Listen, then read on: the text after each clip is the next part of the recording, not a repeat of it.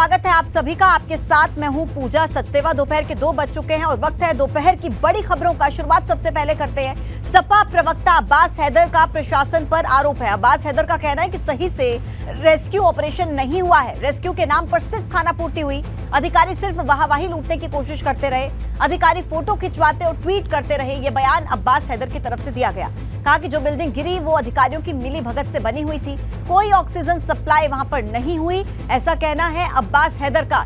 देखिए, ये बड़े आरोप अब्बास हैदर की तरफ से लगाए गए हैं। कहा कि रेस्क्यू के नाम पर सिर्फ खानापूर्ति हुई है, सही से रेस्क्यू ऑपरेशन नहीं चलाया गया। अधिकारी सिर्फ वाहवाही लूटने की कोशिश वहां पर करते रहे, केवल फोटो खिंचवाने का काम किया, ट्वीट करते रहे, लेकिन सही से वहां पर रेस्क्यू ऑपरेशन नहीं चला। ये आरोप लगा रहे हैं अब्बास हैदर। जो बिल्डिंग गिरी है वो अधिकारियों की मिली भगत से बनी थी, ये भी आरोप अब्बास हैदर की तरफ से लगाया गया है। देखिए, अब्बास हैदर की मां की इस हादसे के दौरान मौत हो गई है। अब ऐसे में अब्बास हैदर का ये बयान सामने आया। उन्होंने कहा कि सही से रेस्क्यू ऑपरेशन नहीं चला है, कोई ऑक्सीजन सप्लाई वहां पर नहीं की गई और सही तरह से पूरी मॉनिटरिंग नहीं हुई है। जो बिल्डिंग गिरी है वो अधिकारियों की मिली भगत से बनी थी। ये आरोप अब्बास हैदर के। रेस्क्यू के नाम पे तमाशा हुआ है। रेस्क्यू के नाम पे तमाशा क्यों किया गया? जब मैं वहाँ का इंफ्रास्ट्रक्चर जानता हूँ। मैंने बार बार कहा कि यहाँ पे ड्रिल करो, वहाँ पे नहीं किया गया। तो नीचे के कई फ्लोर काट दिए गए। हमने कहा पहले फ्लोर पे लोग हैं, नहीं किया गया। पूरे 6 घंटे तमाशा होता रहा। एक साथ कई टीमें खड़ी रही, काम नहीं किया। वीडियो बना रहे, कोई टेक्निकल एक्सपर्टीज नहीं थी, कोई उनके पास एडवांस इक्विपमेंट नहीं थे जिसके थ्रू वो ड्रिलिंग करते या वो इवैक्यूएशन कर पाते। कोई सक्शन मशीन नहीं थी कि सक कर पाते बलवा। वहां पर लोगों के दम घुटने से मौत हुई। ऑक्सीजन नहीं पहुंचाई गई, झूठ बोला गया कि पानी दिया गया, ऑक्सीजन दिया, कुछ नहीं दिया जा रहा था। यहाँ तक कि आइडेंटिफाई और लोकेट भी नहीं किया गया था इन विक्टिम्स को। प्रशासन की लापरवाही है, प्रशासन जिम्मेदार है और प्रशासन अब डेड बॉडीज भी नहीं जाने दे रहा है। हत्या है, ये हत्या है, ये निर्मम हत्या है सरकार के द्वारा, प्रशासन के द्वारा। सिर्फ बड़े बड़े अधिकारी, मुख्यमंत्री आकर के वहाँ पे वीडियो बना रहे हैं, मीडिया बाइट दे रहे हैं, वाहवाही लूटने के लिए, ये बताने के लिए कि हम खड़े हैं। अरे भाई, आपने जब मैं कह रहा हूँ आप वहाँ इवैक्यूएट नहीं कर रहे हैं, खड़े होकर के वीडियो बना रहे हैं। सुबह से शाम तक बैठे कह रहे हैं कि बहुत अच्छे अफसर हैं। रात भर बैठ के इन्होंने, चुप रहो, रात भर बैठ करके उन्होंने जो है बचाने का काम किया। ये क्या है? तमाशा है। अपने आप पब्लिसिटी करेंगे, अपने PR बना रहे हैं, ट्विटर अकाउंट पे डालेंगे अपने आप। सारी NDRF, SDRF ट्विटर अकाउंट के लिए वीडियो फोटो खींच रहे हैं। हो क्या रहा है? लोगों की जान के साथ खिलवाड़ हो रहा है। कर क्या रहे हो आप? हम चाहते हैं इसमें जो जिम्मेदार लोग हैं उनके खिलाफ कार्रवाई हो, गिरफ्तार हो और हमारे जो परिजन हैं उनकी डेड बॉडी को यहाँ से जाने दिया जाए। मुझे समझ नहीं आ रहा, मेरे परिवार में मैं 5 लोग हैं, मैं आपके सामने जिंदा खड़ा हूँ। 2 लोग अब इस दुनिया में नहीं रहे, मेरी पत्नी और मेरी माता जी, और मेरा एक बेटा और मेरे पिताजी एडमिट है। मुझे समझ नहीं आ रहा मैं क्या करूं। लेकिन अगर सरकार के अंदर जरा भी शर्म और सहानुभूति है तो इंसानियत दिखाएं। यहाँ पे प्रशासन दिक्कत कर रहा है, हमारे लिए समस्या पैदा कर रहा है। बात हो गई कि हम कंसेंट दे रहे हैं, पंचनामा करके बॉडी जाने दी, अब क्यों तमाशा किया जा रहा है? फौरन रिलीज की जाए बॉडी, फौरन रिलीज किया, इसको बिल्कुल ना रोका जाए। केस आप बनाते रहिए, लेकिन आप इस तरह से जो विक्टिम है उनके परिवारों को परेशान करने का काम मत करें। देखिए, अब्बास हैदर ने अपनी मां और अपनी पत्नी को खोया है। उनका दुख देखिए आपको नजर आया यहाँ पर। अखिलेश यादव ने भी इस पूरे मामले पर दुख जाहिर किया है। ट्वीट किया गया अखिलेश यादव की तरफ से, उन्होंने दुख जताया। लिखा कि समाजवादी पार्टी के प्रवक्ता अब्बास हैदर जी की माता जी बेगम हैदर जी एवं पत्नी उज़्मा अब्बास जी का निधन अत्यंत दुखद है। ईश्वर दिवंगत आत्माओं को शांति दे। शोक संतप्त परिजनों के प्रति मेरी गहरी संवेदनाएं, भावभीनी श्रद्धांजलि। ट्वीट के जरिए यह दुख जाहिर किया गया अखिलेश यादव की तरफ से। अब्बास हैदर जिन्होंने इस हादसे में अपनी मां को खो दिया, अपनी पत्नी को खो दिया, वो तमाम तरह के आरोप लगा रहे हैं, प्रशासन पर आरोप लगा रहे हैं। रेस्क्यू ऑपरेशन ठीक तरह से नहीं चला, NDRF, SDRF की टीमों के काम पर वो आरोप लगा रहे हैं। और इसी बीच देखिए अखिलेश यादव की तरफ से ट्वीट के जरिए दुख जाहिर किया गया इस पूरे मामले को लेकर। इस बीच एक और बड़ी खबर आपको दे दें। सपा MLC स्वामी प्रसाद मौर्य ने जो बयान दिया था वो अपने बयान पर कायम है। मैंने चौपाई के अंश पर टिप्पणी की, ऐसा कहना स्वामी प्रसाद मौर्य का। उन्होंने कहा कि चौपाई में दलितों का, पिछड़ों का अपमान है, उनको अपमानित किया गया, यानी कि वो अपने बयान पर कायम है। जिस बयान पर उन्हें इतना विरोध का सामना करना पड़ा, उस बयान पर वो अब भी कायम है। वो कह रहे हैं कि हमने रामायण या भगवान राम पर कोई टिप्पणी नहीं की, हमने उस चौपाई के बारे में बोला जिसमें पिछड़ों और दलितों का अपमान है। जो बयान दिया मैं आज भी उस पर कायम हूं, ये कहना है स्वामी प्रसाद मौर्य का।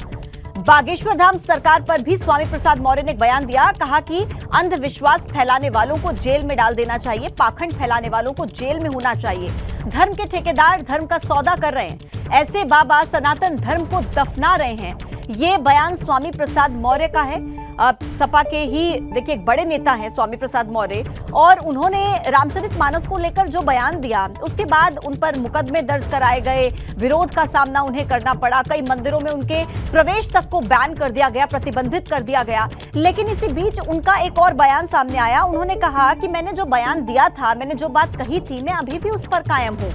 मैंने चौपाई का जिक्र किया था जिसमें दलितों और पिछड़ों का अपमान है, ये कहना है सपा नेता का। रामायण पर टीका टिप्पणी नहीं की हमने, किसी भगवान किसी धर्म राम पर टीका टिप्पणी नहीं की हमने। चौपाई के उस अंश पर टिप्पणी की जिस अंश में देश की समस्त महिलाओं, आदिवासियों, दलितों, पिछड़ों तथा कथित चातुर्वर्ण के चौथे पायदान पर खड़े शूद्र समाज को अपमानित करने का काम किया गया है। उस अंश को निकालने की बात की, इसके अतिरिक्त कुछ नहीं। उस पर स्टैंड आया, स्टैंड है उस पे बातों पे हमने जो दिया आज भी मैं उस पर कायम हूं। अंधविश्वास, पाखंड को फैलाने वालों के खिलाफ कड़ी कानूनी कार्रवाई करके उनको जेल में डालना चाहिए। कैसे कहेंगे वो पाखंड कर रहे हैं आप? स्वाभाविक रूप से जब आज तक कोई ऐसा ज्ञानी नहीं को अपना भविष्य बता दे, दूसरों का भविष्य क्या बता देंगे? कुछ जानकारी हासिल करके, कुछ चीजों की जानकारी लेकर के कोई सर्वज्ञ और अपने को भगवान से ऊपर कैसे स्थापित कर सकता है? यानी ज्योतिषाचार्य सब बेकार हैं। किसी ज्योतिषाचार्य ने इस प्रकार के ढकोसले नहीं किए। उनका अपने ज्ञान के आधार पर, ज्योतिष विद्या के आधार पर वो जो जानकारी देते हैं वो वैज्ञानिक है। लेकिन हवा में जिस तरीके से अभी तक एक संत और थे जो कहते थे तुमने बिल्ली को खाना दिया, कुत्ते को खाना दिया, निर्मल बाबा की कृपा की और कृपा होने लगी। तो ऐसे ही अगर सब कृपा हो जाए तो हम तो कहते हैं कि सरकार को देश के सारे मेडिकल विश्वविद्यालय, मेडिकल कॉलेज, जिला अस्पताल, CSC, PSC और प्राइवेट अस्पताल सब बंद कर देना चाहिए। देखिए, संत कबीर नगर में ही स्वामी प्रसाद मौर्य की तरफ से ये बयान दिया गया। उनका पूरा बयान हम आपको बताते हैं। उन्होंने क्या कहा? सबसे पहले उन्होंने कहा कि मैंने रामायण या फिर किसी भगवान पर कोई टिप्पणी नहीं की, मैंने भगवान राम पर या रामायण पर कुछ नहीं कहा। रामचरितमानस की चौपाई के अंश पर मैंने टिप्पणी की, और चौपाई में महिलाओं, दलितों और पिछड़ों का अपमान है। रामचरितमानस में अंश हटाने की बात मैंने कही थी, ऐसा कहना है स्वामी प्रसाद मौर्य का। कहा कि जो बयान मैंने दिया, मैं अभी भी उसी बयान पर कायम हूं। किसी भी धर्म को गाली नहीं दी है मैंने। गाली देने वालों के लिए वो धर्म हो सकता है, गाली खाने के लिए वो धर्म नहीं हो सकता। ये बात संत कबीर नगर में स्वामी प्रसाद मौर्य की तरफ से कही गई है। उन्होंने कहा है कि मैंने जो बयान दिया, जो स्टेटमेंट मैंने दिया, मैं अभी भी उसी स्टेटमेंट पर कायम हूं। अब आपको ये बताते कि बागेश्वर धाम को लेकर सरकार पर स्वामी प्रसाद मौर्य ने क्या बयान दिया। बागेश्वर धाम का मुद्दा जो इन दिनों चर्चा में चल रहा है, उन्होंने कहा कि अंधविश्वास फैलाने वालों को जेल में डाल देना चाहिए, पाखंड फैलाने वालों को जेल में होना चाहिए। कहा कि धर्म के ठेकेदार धर्म का सौदा कर रहे हैं। बागेश्वर धाम को लेकर देखिए, धीरेन्द्र शास्त्री जो मुद्दा इतना गरमा रहा है, उनको लेकर यह बयान दे रहे हैं स्वामी प्रसाद मौर्य। कहा कि ऐसे बाबा सनातन धर्म को दफना रहे हैं। ये पूरी बातें संत कबीर नगर में स्वामी प्रसाद मौर्य ने मीडिया से कही हैं, और मीडिया के समक्ष आकर उन्होंने अपनी बात रखी। रामचरितमानस की उस चौपाई को लेकर उन्होंने सफाई दी, जिसको लेकर उन्हें विरोध का सामना लगातार बीते दिनों से करना पड़ रहा है। बागेश्वर धाम का मुद्दा, धीरेन्द्र शास्त्री को लेकर मुद्दा, इस मुद्दे को लेकर भी उन्होंने अपना बयान दिया। और देखिए, उधर लखनऊ में पका पुल के पास लेटे हुए हनुमान मंदिर में पुजारियों द्वारा प्रतिबंध हास्यास्पद है, ये भी उन्होंने कहा। अपने पूरे जीवन में इस मंदिर में ना कभी मैं गया था, ना कभी जाऊंगा, ये ट्वीट के जरिए स्वामी प्रसाद मौर्य ने कहा। जहां भेदभाव हो वहां पर जाने की जरूरत क्यों है? देखिए, आपको ये बता देते हैं, जो लेटे हनुमान मंदिर है, वहां पर पुजारियों ने बाहर पोस्टर्स लगा दिए थे। वहां पर स्वामी प्रसाद मौर्य की एक पोस्टर पे तस्वीर लगाकर उस पर क्रॉस का साइन लगाया था। ये देखिए, वो भी हम आपको दिखा रहे हैं। और यहाँ पर कहा था कि उनका प्रवेश प्रतिबंधित है, उन्हें मंदिर में नहीं आने दिया जाएगा। और इसको लेकर जो साथ में आप ट्वीट देख रहे हैं, ये स्वामी प्रसाद मौर्य ने किया। कहा कि बहुत हास्यास्पद बात है, मैं तो अपने पूरे जीवन में ना कभी मैं इस मंदिर में गया हूं, ना कभी मैं इस मंदिर में जाऊंगा। जहां पर भेदभाव हो वहां पर जाने की जरूरत क्यों है? इस मामले को लेकर भी स्वामी प्रसाद मौर्य ने ट्वीट के जरिए अपनी बात रखी है। 2 तस्वीरें आपके टीवी स्क्रीन पर, जहां एक तस्वीर में आप ये देखिए, ये वो मंदिर है, लेटे हुए हनुमान जी का मंदिर, जहां पर इनके प्रवेश को बैन किया गया। स्वामी प्रसाद मौर्य के एंट्री को लेकर के प्रतिबंध वहां पर लगाया गया। पुजारियों ने कहा कि स्वामी प्रसाद मौर्य की एंट्री यहां पर नहीं होगी। इसी बात पर स्वामी प्रसाद मौर्य ट्वीट के जरिए कह रहे हैं कि मैं तो कभी इस मंदिर में गया ही नहीं और ना मैं कभी इस मंदिर में जाऊंगा, तो मेरे लिए ये बात हास्यास्पद है। बात करते हैं लखीमपुर खीरी कांड से जुड़ी हुई, जहां आरोपी आशीष मिश्रा को सुप्रीम कोर्ट ने शर्तों के साथ अंतरिम जमानत दे दी है। कोर्ट ने कहा है कि फिलहाल आशीष को 8 हफ्ते के लिए रिहा किया जा रहा है, लेकिन शर्तों के उल्लंघन पर जमानत रद्द भी हो सकती है। आशीष को रिहाई के 1 हफ्ते के अंदर ही उत्तर प्रदेश छोड़ना होगा। फिलहाल वो दिल्ली में भी नहीं रह सकता है। कोर्ट ने यह भी साफ कर दिया कि मामले पर 14 मार्च को एक बार फिर सुनवाई होगी। उस दिन आज दिए गए आदेश की समीक्षा होगी और इसके साथ ही सुप्रीम कोर्ट ने हत्या के आरोपी 4 किसानों को भी अंतरिम जमानत पर रिहा करने का आदेश दिया है। सुप्रीम कोर्ट ने आशीष मिश्रा की एंटरिम बिल जो है वो उसको दी है, अभी अंतरिम ज़मानत दी है, जो 8 हफ्ते का समय है, उसमें 8 हफ्ते की अंतरिम ज़मानत मिली आशीष मिश्रा को। और सुप्रीम कोर्ट ने उसमें शर्तें भी लगाई हैं कि आशीष मिश्रा को जैसे ही एंटरिम बिल मिल जाएगी, जैसे ही वो जो है जेल से बाहर आएंगे, उसके बाद वो उत्तर प्रदेश को जो है 1 हफ्ते के अंदर छोड़ देंगे। उनको उत्तर प्रदेश और दिल्ली NCR से दूर रहने के लिए कहा गया है। वो जहाँ भी रहेंगे वो इसके बाहर रहेंगे, और जहाँ भी वो रहने जाएंगे उसके लिए वो कोर्ट को सूचित भी करेंगे कि वो कहाँ रह रहे हैं। इसके अलावा अगर किसी गवाह पर कोई मतलब कोई भी खतरा जैसी कोई बात आती है या कोई भी ट्रायल में देरी होगी, तो सुप्रीम कोर्ट ने ये भी कहा कि हम फिर बेल पर विचार करना पड़ेगा हमको। तो देखिए, इस कांड के आरोपी आशीष मिश्रा को सुप्रीम कोर्ट ने अंतरिम जमानत दे दी है और अभी लखीमपुर खीरी की जेल में ही वो बंद है। इस पर हमारे संवाददाता की खास रिपोर्ट आप देखिए। लखीमपुर खीरी हिंसा मामले में 3 अक्टूबर को हुई हिंसा में और उसके बाद 10 अक्टूबर को आशीष मिश्रा उर्फ मोनू, जो केंद्रीय गृह राज्य मंत्री के बेटे हैं, उनको गिरफ्तार करके जेल भेज दिया गया था। आज सुप्रीम कोर्ट ने उनको जमानत दी है, कई शर्तों के साथ जमानत दी है। यही लखीमपुर खीरी की कारागार जेल है, जहां से आशीष मिश्रा मोनू लगभग 385 दिन से इसी जिला कारागार में बंद हैं और उनको जब से 10 अक्टूबर 2022 से बंद हैं, वहां से तब उनको जमानत मिली थी, कुछ दिनों के लिए जमानत कुछ महीनों के लिए मिली थी। उसके बाद फिर से उनको सुप्रीम कोर्ट के आदेश से फिर से उनको जिला कारागार में वापस किया गया था। अब आज फिर उनको पुनः जमानत मिल चुकी है। नवीन अवस्थी, ABP गंगा, लखीमपुर खीरी। बढ़ते आगे, बात करते हैं पठान फिल्म को लेकर। देखिए, देश भर में विवादों के बीच फिल्म पठान रिलीज हो चुकी है। आपकी टीवी स्क्रीन पर हम आपको 7 अलग अलग तस्वीरें दिखाते हैं। आगरा की तस्वीर आप देखिए, फिल्म पठान का यहाँ पर विरोध हो रहा है और हरिद्वार में भी हिंदूवादी नेताओं ने प्रदर्शन किया है। कानपुर में देखिए, कड़ी सुरक्षा के बीच फिल्म रिलीज हुई, तो वहीं नोएडा में फिल्म पठान का क्रेज युवाओं के सिर चढ़कर बोल रहा है। मुरादाबाद के सभी मल्टीप्लेक्सेस फुल हो चुके हैं। सीतापुर का सिनेमा घर छावनी में तब्दील हो गया, यानी कि सुरक्षा के इंतजाम किए गए विरोधों का सामना इस मूवी को करना पड़ा। रिलीज से पहले भी आपने कितने तरह के बयान, कितना विरोध इसको लेकर सुना, लेकिन इन सबके बीच जो पठान मूवी का क्रेज है ना, वो देखिए इन 7 तस्वीरों के जरिए अलग अलग राज्यों में किस तरीके से नजर आ रहा है। सभी मल्टीप्लेक्सेस फुल हो चुके हैं, छावनी में तब्दील कर दिया गया, सुरक्षा के इंतजाम किए गए और लोग मूवी देखने के लिए पहुंच रहे हैं। देखिए, उत्तर भारत में फिर से एक बार मौसम ने करवट ले ली है। पहाड़ी इलाकों में जहां पर बर्फबारी हो रही है, तो मैदानी इलाकों में बारिश से ठंड दोबारा से लौट आई है। 4 अलग अलग तस्वीरें आपकी टीवी स्क्रीन पर हम रख रहे हैं। सबसे पहले आप देखिए उत्तराखंड में, जहां बड़कोट और उत्तरकाशी में जबरदस्त बर्फबारी हो रही है।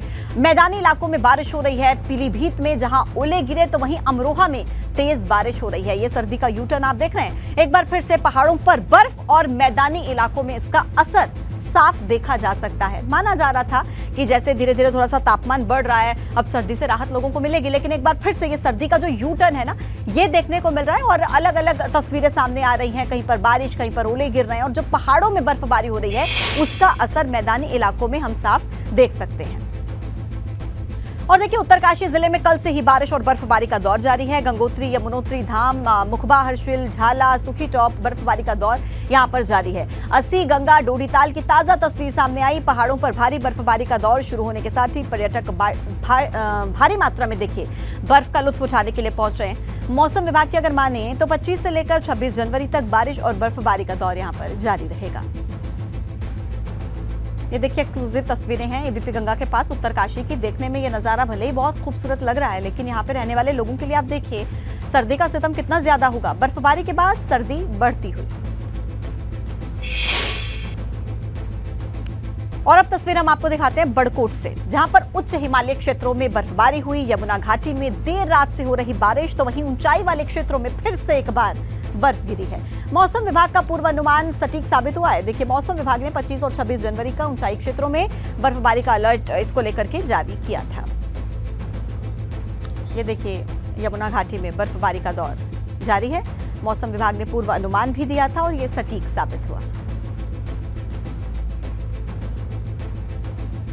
रुद्रप्रयाग में पहाड़ों में मौसम ने एक बार फिर से करवट ले ली है। वहां पर भी हिमालय क्षेत्रों में बर्फबारी, तो वहीं निचले क्षेत्रों में बारिश हो रही है। बर्फबारी और बारिश के चलते सर्दी भी बढ़ गई है।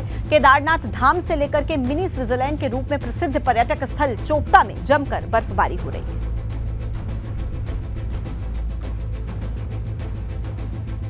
इसी बीच लखनऊ बिल्डिंग हादसे से जुड़ा बड़ा अपडेट मिल रहा है। एफआईआर दर्ज हुई है। शाहिद मंजूर के बेटे और भतीजे पर एफआईआर दर्ज हुई है। शाहिद के बेटे नवाजिश पर एफआईआर दर्ज हुई है। शाहिद के भतीजे मोहम्मद तारिक पर भी एफआईआर दर्ज हुई है। फहद याजदानी पर भी एफआईआर दर्ज हुई है। ये वो नाम है जिनके नाम पर ही ये बिल्डिंग की जमीन थी। बीती रात 1:40 पर देखिए नवाजिश को लखनऊ लेकर लाया गया था और अब इस मामले में अपडेट ये है कि देखिए एफआईआर भी हो गई है। जल्दी से कार्रवाई करते हुए शाहिद के बेटे नवाजिश पर एफआईआर दर्ज, भतीजे मोहम्मद तारिक पर एफआईआर दर्ज, फहद याजदानी पर भी एफआईआर दर्ज। ये वो नाम है जिनके नाम पर बिल्डिंग की जमीन थी। भ्रष्टाचार के आरोप लगे हैं और ये कड़ा एक्शन लेते हुए देखिए किस तरीके से जल्दी से ये कार्रवाई करते हुए एफआईआर दर्ज की गई है। मुकदमे दर्ज हुए हैं। शाहिद मंजूर के बेटे और भतीजे पर एफआईआर दर्ज हो चुकी है। शाहिद के बेटे नवाजिश पर एफआईआर दर्ज हुई है। शाहिद के भतीजे मोहम्मद तारिक पर केस दर्ज हुआ है। फहद याजदानी पर भी मुकदमा दर्ज हुआ है। ये वो 3 नाम हैं देखिए जिन पर ये बड़ा आरोप लग रहा है कि इन्हीं के नाम पर बिल्डिंग की जमीन थी और भ्रष्टाचार की बुनियाद पर ये इमारत खड़ी की गई थी। ऐसे तमाम आरोपों के बीच इस पूरे मामले पर बड़ी कार्रवाई करते हुए फहद याजदानी और मोहम्मद तारिक, नवाजिश पर केस दर्ज हुआ है। शाहिद के बेटे हैं नवाजिश और शाहिद के भतीजे हैं मोहम्मद तारिक, जिन पर एफआईआर दर्ज हुई है। समाजवादी पार्टी से विधायक हैं शाहिद मंजूर और देखिए बेटे और भतीजे पर एफआईआर दर्ज हुई है। यानी कि ये कहना इस वक्त गलत नहीं होगा कि सपा के एक और विधायक की मुश्किलें बढ़ती हुई अब नजर आ रही हैं। ज्यादा जानकारी के साथ मेरे सहयोगी विवेक इस वक्त फोन लाइन पर जुड़ गए हैं। विवेक, रात को जब हम रिपोर्टिंग कर रहे थे, आप वहां पर मैदान में थे, तब समझ में आया, एक बड़ी खबर आई कि मुकदमा दर्ज हो सकता है और गिरफ्तार करके हिरासत में पुलिस लेकर गई है। अब एफआईआर भी दर्ज हो गई है। क्या जानकारी आपके पास? देखिए पूजा, सबसे खास बात तो ये है कि पुलिस को इस मामले में पहले से ही अंदाजा था, प्रशासन के अधिकारियों को भी अंदाजा था कि बहुत सारी कमियां अपार्टमेंट में निकलेंगी जब कागज जांचे जाएंगे, दस्तावेज जांचे जाएंगे और इसीलिए पहले से ही पुलिस ने अपना जो होमवर्क था वो पूरा कर लिया था। सपा विधायक शाहिद मंजूर के बेटे नवाजिश मंजूर को मेरठ से हिरासत में लिया था। रात में हिरासत में लेकर उनको एक पुलिस की एक टीम लखनऊ के लिए निकल गई थी और लखनऊ पहुंचे हैं वो सुबह।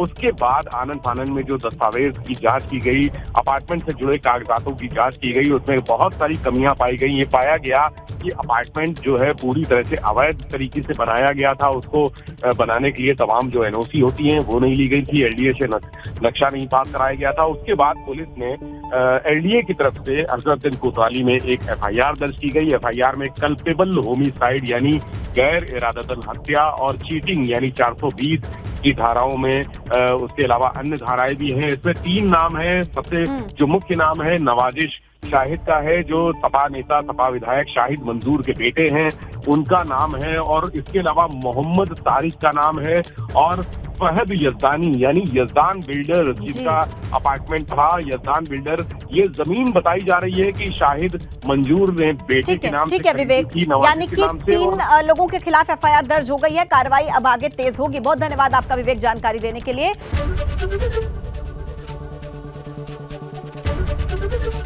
एबीपी गंगा, खबर आपकी, जुबान आपकी।